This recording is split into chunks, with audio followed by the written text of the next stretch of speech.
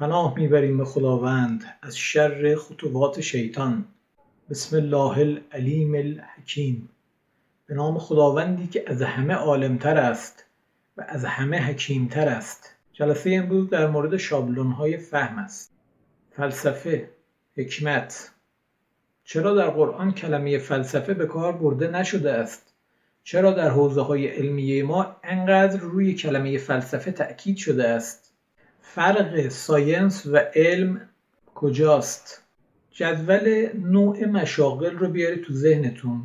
گفتیم 3 دسته مشاغل داریم: حوزه نظریه پردازها، ایدئولوگ‌ها، متفکران. حوزه نظام سازان که ما قراره در اون اقدامات و کارهایی رو انجام بدیم. حوزه سیستم سازان، مدیران تحول و حوزه مدیران.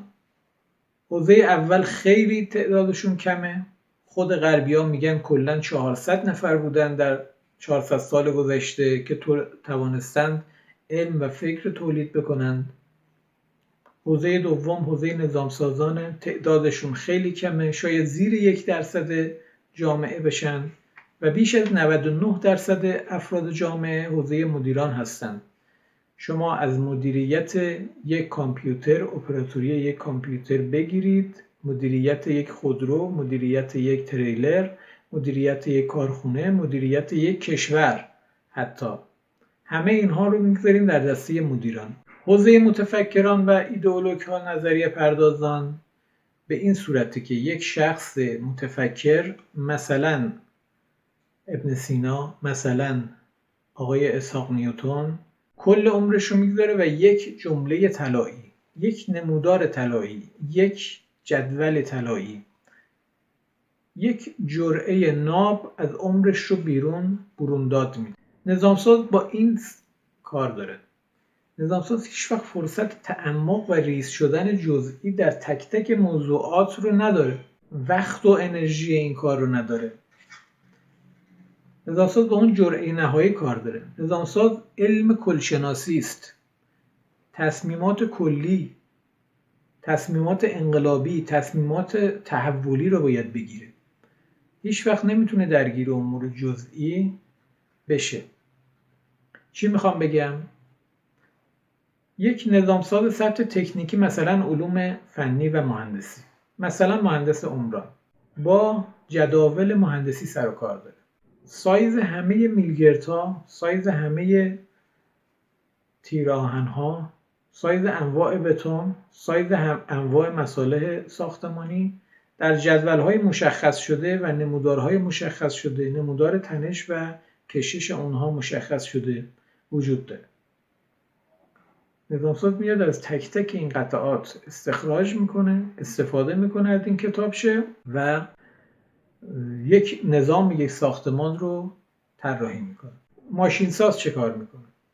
ماشینسازها یک کتابی دارن تحت عنوان جداول استاندارد قطعات. در این کتاب از ریزترین تا بزرگترین قطعاتی که استفاده میشه در ساخت هر نوع ماشینی در اون فهرست شده.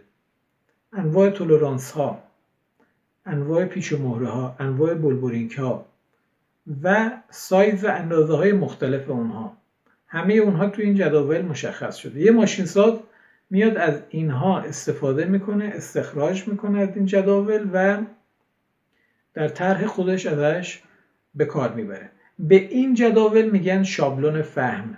حالا یه مقدار عمیق‌ترش رو بررسی میکنیم. قواعد پایه فیزیک، فرمول‌های پایه فیزیک رو، همین فیزیک فعلی رو مثال میزنم. آقای اسحاق نیوتن یهودی در 24 سالگی ادعا میکنه که به قوانین جاذبه پی برده. حالا یه داستان کذایی هم میسازند، سیبی افتاد روی سرش و حالا کار نداریم که ابوریحان بیرونی 400-500 سال قبل از اون در واقع نیروی جاذبه رو بهش اشاره کرده و تعیین کرده با دقت خوبی. حالا اینو به اسم خودشون، سندش رو به اسم خودشون زدن. مثلا کلا اروپایی‌ها یک خصلت بدی که دارن دزدی، عین آب خوردن میدزدن، مفاخر سایر ملت‌ها رو میدزدن، دارایی‌های اونها رو غارت میکنن و به اسم خودشون میزنن. الا ماشاءالله مثال قابل زدن هستش که اصلا ورود نمیکنن تو این حوزه فعلا، حواستون پرت نشه. F مساوی است با mg. F نیرو، m جرم و g ثابت شتاب گرانش. نسبت این ستا رو با یکدیگر، رابطه‌ای که با یکدیگر وجود دارد رو تحت یک فرمول به صورت F مساوی است با mg میشناسیم. امروز بزرگترین هواپیماها، بزرگترین موشک‌ها، بزرگترین سازه‌ها روی همین فرمول ساده ساخته شدن، بناشون و اومدن بالا. چی میخوام بگم؟ میخوام بگم که اون جمله طلایی، اون فرمول طلایی، اونی که ماحصل یک عمر زحمت یک اندیشمند هستش، ما با اون سر کار داریم. نظامساز باید سراغ دنبال شناسایی اون باشه، اونو بفهمه و ازش استفاده کنه. لازم نیستش که بره و دوباره بخواد اون رو چرخ رو اختراع بکنه. اصلا یه مقدار عمیق‌تر از علوم انسانی مثال میزنه. خب آقای مصباح یزدی حکیم بزرگی در قم و در اواخر عمر شریفشون یک قاعده بسیار مهمی رو اذعان کردند که حوزه رو دچار انقلاب کرد. فرمودند از حد وسط ارسطویی اعتدال در نمیاد و راه رفتن میان حق و باطل اسمش عدالت طلبی نیست، اسمش نفاقه.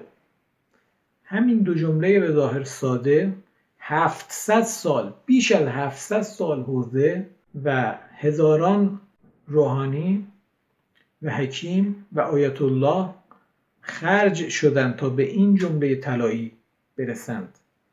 ارسطو زیر سوال رفت با این جمله طلایی. بیش از 70-80% از دروس حوزه زیر سوال رفت و یک انقلاب بزرگی رو در حوزه رقم زدن که الان حوزه در وسطشه، داره تقلا میکنه تا بفهمه که آیه مصباح چی گفتند. این منطق حد وسط که زیر سوال بره خیلی اتفاقات میافته. خب این یک شابلون فهمه. نظامساز با این سر و کار داره. لازم نیست که بره از ابن سینا و فخر رازی و فلان ته اونها رو بخونه و آخر بخواد تازه به این جمله برسه. نه، اصلا ما فرصت این کارا رو نداریم. ما باید سریع از داشته های موجود استفاده بکنیم و مقدمات نظام حکومت ولیعمر رو تا هر جایی که تونستیم و هر جایی که خدا به ما توفیق داد اونها رو زمینه سازی کنیم و بسازیم. حوزه مناظره ها، حوزه تکفیرها، حوزه زیر سوال بردن ها، اون حوزه نظری خود علمای همون حوزه بدنن تو سر کله خودشون و اگر میتونن این جمله طلایی رو انکارش بکنن و زیر سوال ببرن و اگر نه بشینن سر جاشون بپذیرن و اون مطالبی که بر اساس حد وسط ارسطویی رقم خورده همه رو حذف کنن، مهر ابطال روش بزنن و بندازنش کنار. ما به عنوان نظامساز اصلا تو اون حوزه ها ورود نمی‌کنیم. حوزه خود نظری پردازان و علماء قوم اختلاف افتاده بینشون برن حلش کنن. ما با این جمله طلایی کار داریم. عین این جمله تعدادشون زیاده. خیلی زیاده. باید با اینا سر و کار داریم. با خیلی از جملات شعرای ما، حافظ، مولوی قابل استخراج به عنوان یک فرمول، یک شابلون، یک قاعده، یک دکترین، هر چی میخواید اسمش رو بگذارید. ما با اینها باید نظام سازی کنیم و کار نظام رو جلو ببریم. کار ما کلنگریه، رشته ما کلنگریه. ما کارمون اینه که پامون رو بگذاریم روی این پله ها و ارتفاع خودمون رو بیاریم بالا، از بالا مشرف بشیم به عناصر کف صحنه، ربط و ارتباط اونها رو بفهمیم، برقرار کنیم و اون نظام مورد نظر خدا، اون نقشه خدا و هندسه الهی رو اولا درک کنیم و دوما اجزای اون رو تا هر جایی که خودش به ما قدرت و توان داد اونها رو بسازیم، به هم ربط و ارتباطشون رو برقرار کنیم و انشالله هدف خلقت میسر بشه و این میلیاردها جمعیت کره زمین بتوانند در این نظام ساخت یافته به اون تعالی و رشدی که خدا هدف قرار داده براشون برسند و هر چند نفری که توفیقش رو پیدا کردند و همین و آخرش همینه و انشاءالله همه ما روسفید باشیم در محضر خدا و اون اعتباری که روز ازل خدا برای ما خرج کرد، جلوی ملائک از ما دفاع کرد، جلوی اجنه از ما دفاع کرد، همه رو محکوم کرد و مجبور کرد که به نوع انسان متعالی، به حضرت محمد، به انبیاء عظام، به 14 معصوم تعظیم و کرنش کنند و سجده کنند. ما از عهده شکر همین یک نعمت بر بیاییم. کار بزرگیه. فقط هم باید واستمسک بالعروة الوثقی، تمسک بجوییم به خودش و عروة الوثقاش و ثقلینش تا از عهده این آزمون بر بیاییم. من تعداد زیادی از این شابلونا رو جمع کردم و خدمتتون ارائه میدم. اکثر این شابلون ها کار من نیست. من از اون اندیشمندان گرفتم این شابلون ها رو و لیست میکنم، مرتب میکنم، خدمتتون ارائه میدم. حرمت و جایگاه اون اندیشمندی که اون جمله طلایی رو گفته محفوظ. همه ما خودمون رو مدیون اون میدونیم و مدیون کار بزرگ اون حوزه میدونیم. ما وظیفمون اینه که این جرعه و این جمله طلایی و این فرمول طلایی رو به عنوان شابلون فهم بپذیریم. اولا خودمون بپذیریم، دوما بر اساس اون تصمیم گیری کنیم و تکالیفی که بر عهدمون هست رو انجام بدیم. پیشنهادم اینه شما این جملات طلایی رو حالا هر چند تایی که تونستم من خدمتتون ارائه میدم، هر چند تایی که تونستید خودتون جمع آوری بکنید، حتما در دیوار اتاقتون بزنید و مدام اون رو جلوی چشمتون باشه. اجازه بدید این فرمول ها، این جدول ها به خورد ذهن ناهوشیارتون بره، تثبیت بشه در فؤادتون، در ذهنتون، در قلبتون و یک تصمیم گیری روانی برسید. به صورت اتوماتیک تصمیم ها براتون گرفته میشه و کارتون جلو میره. لنگ نمیمونید. عین یه روغنکاری دستگاه معرفتیتون میمونه که کارتون رو راحت میکنه، جلو میبره. خیلی بهش نیاز پیدا میکنید. خب یه نکته آخرم بگم خدمتتون. گفتیم که قرآن از همه معجزات انبیا بزرگتر بود. از زنده کردن مردگان بزرگتر بود. از اژدها شدن عصا بزرگتر بود. از شکافته شدن نیل بزرگتر بود و از هر معجزه‌ای که در قرآن اومده و شما از اون مطلع هستید. چرا از همه اونها بزرگتره؟ چون پر است از این شابلون‌های فهم، پر است از این قواعد پایه تصمیم گیری و تصمیم سازی. داستان‌های قرآن رو شما بگذارید کنار علل حساب. مشخصا خدا گفته این داستان‌ها برای تو پیغمبر و برای مؤمنان لنثبت به فؤادک، برای تثبیت فؤاد شماست، برای اینکه ذهن شما ثابت بشه، قفل بشه، محکم بشه به اجزای این نظام معرفتی، این دستگاه محکم معرفتی که هیچ تهاجم فرهنگی و تهاجم نرمی نمیتونه اونو تکون بده. لنثبت به فؤادک. این داستان ها این قسمتش برای اونه. اما اون آیاتی که باقی میمونه اکثرا قواعد پایه تصمیم سازی. این کارها را بکن، این کارها را نکن. لا تطع الکافرین، لا تقولوا ثلاثه. احکام مشخص خداست. حالا ثلاثه چیست؟ ثلاثه یعنی ستایی، یعنی همه چیز رو ستایی دیدن. از مصر باستان تا یونان تا روم ادامه پیدا کرده، تا فلسفه مدرن امروز، تا حتی فیزیک امروز تثلیثی دیده میشه. و خداوند میگه لا تقولوا ثلاثه. یعنی چی؟ یکی از شعبه هاش هم اینه که در مسیحیت نفوذ کرده و خدا رو 3 قسمت کردند: پدر، پسر، روح القدس.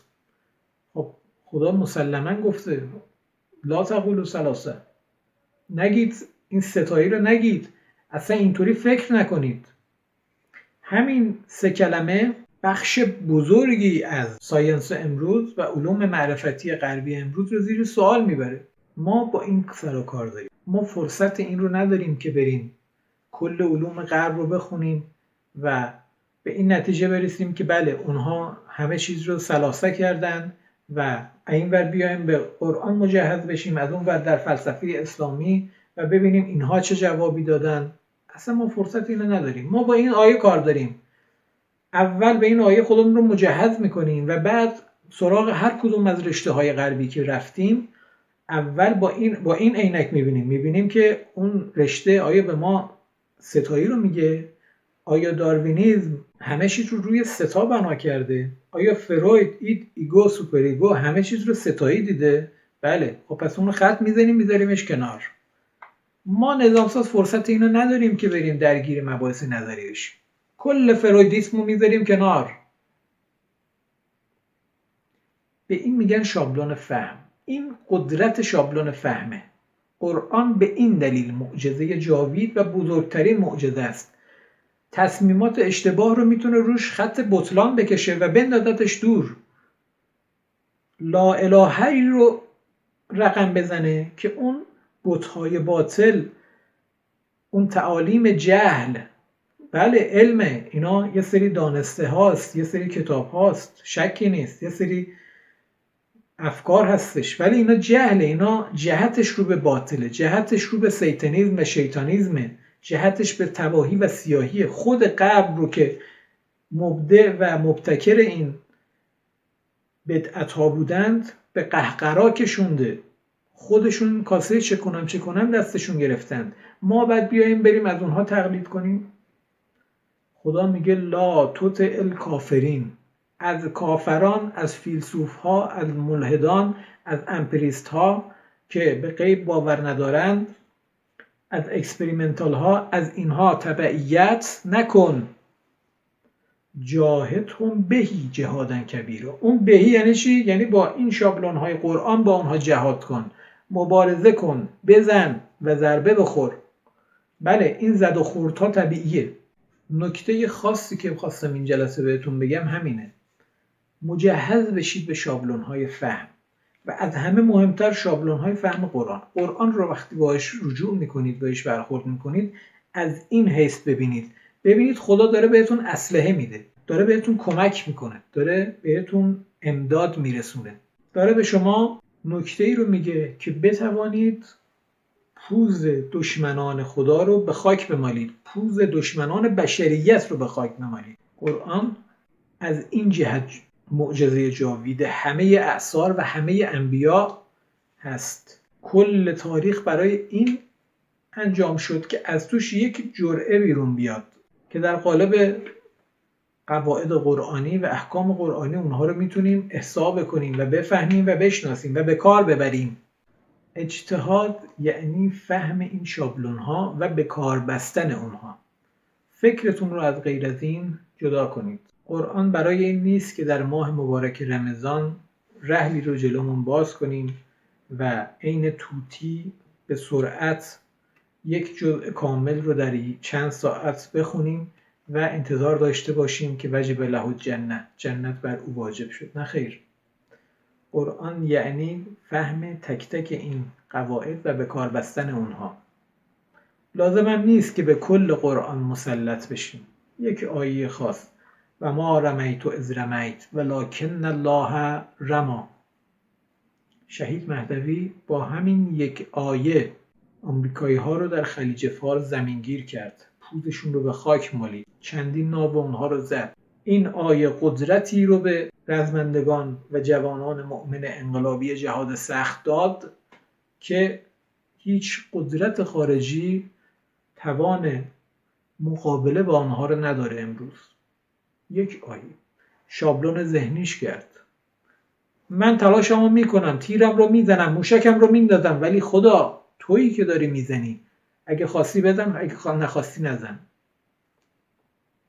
آرکیو رو با این نیت موشکش رو شلیک کردن. بله همه تلاششون رو کردن و همه علم مهندسی که آموختن به کار بردند، اما در نهایت وقتی که دکمه نهایی زده شد با این نیت زده شد و خداوند برکت داد. این قواعد رو جایگزین آیین‌نامه‌های یونسکو، یونیسف، سازمان ملل بکنید. این شابلون‌های فهم باید جای اون بت‌های باطل بنشیند اونها همه باید زده شه، همه رو باید دور بندازیم. لا الهه محکمی رو بگیم، ما با اونا سر و کار نداریم. جاهدهم بهی، جهاد میخواد زدن اونها. و الا الله، شابلون هایی که حکم خداست، آیات الهی است، قواعد پایه حکمی است، اینها رو ما جایگزین اون آیین‌نامه های غلط بکنیم. در جلسات آینده سعی میکنم تعداد بیشتری از این شابلون ها رو خدمتتون ارائه بدم، کمکتون بکنم که این فرمول ها و قواعد ذهنی به ذهنتون بنشینه و وقتی که در موقعیتش قرار گرفتید و لازم شد که تصمیمی رو بگیرید، با کمک این شابلون ها به سرعت به تصمیم حق، درست، صدق، سلامت به اون برسید و اون رو به عنوان گزینه درست انتخاب کنید. امیدوارم که این کلمات خالی از هوای نفس بوده باشه و در انتقال اونها به شما کمکاری نکرده باشم و انشاءالله خداوند همه ما رو شاکر بپذیرد. در امان خدا.